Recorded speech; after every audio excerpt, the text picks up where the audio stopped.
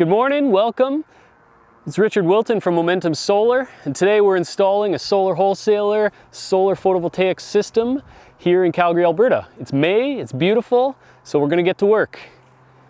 First steps in laying out the roof for the solar system is to take all your measurements, to know the dimensions of your modules, and to translate all that information that you've taken down to the roof surface. So I like to use chalk lines, a red and a blue chalk line, as well as some white chalk marking. I'm not sure if you can see it, but what we've done here first is just that. We've laid out the border of our module array onto the roof surface where we know it's going to lie. So we've used the red chalk line, which is a more permanent chalk, to lay out the very edge of where the module array is going to sit. So once you've got that, the next step is to lay out where your rails are going to sit. So for this particular system, we're doing 2 rows of 9 modules. So a real nice square, and you can see across the roof surface, there's not a whole lot of obstructions or difficult areas to deal with. So we've got 2 rows of 9 modules. Each row is going to get 2 rails that run horizontally across it. So second step is to lay out where those rails are going to sit, and we do that by taking careful measurements, and then we snap a blue chalk line right across the roof surface, and that's going to mark where our rails are going to very closely sit. So you can see that we've got top rail of top row, bottom rail of top row, top rail of bottom row, bottom rail of bottom row.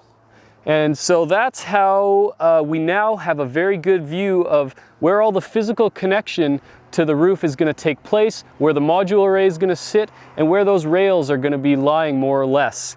The next step, the third step in the process, is to mark out where your penetrations are going to take place. So where the actual physical anchoring of the racking system is going to connect into the truss work of the system.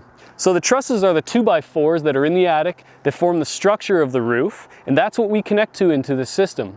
One thing to note is that we don't hit every single truss. That would be very expensive and time consuming. Also, it's way more penetrations than you need in your roof.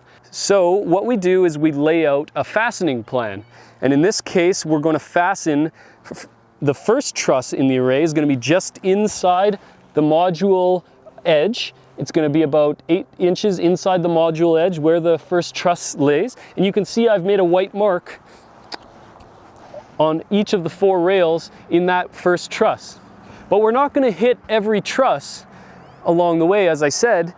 And with the kinetic racking system we're installing, we have the option of going to about a 6-foot span between penetrations. So we've got the option of going 2 foot, 4 foot, or 6 foot, since we've got 24-inch center trusses. In this case, like I said, we're going to have our outer row of connections is going to be all on the first truss, and then we're going to stagger penetrations across the different trusses to make sure we're not overloading certain trusses and underloading others. We're going to distribute the load of the whole system across the whole truss network that's below. So what we've done is we've staggered our penetrations across the roof, and we've skipped trusses in some cases and hit them in others. And so always good to have a fastening plan before you get on the roof, and a good idea of where your trusses lay so that you don't hit any surprises.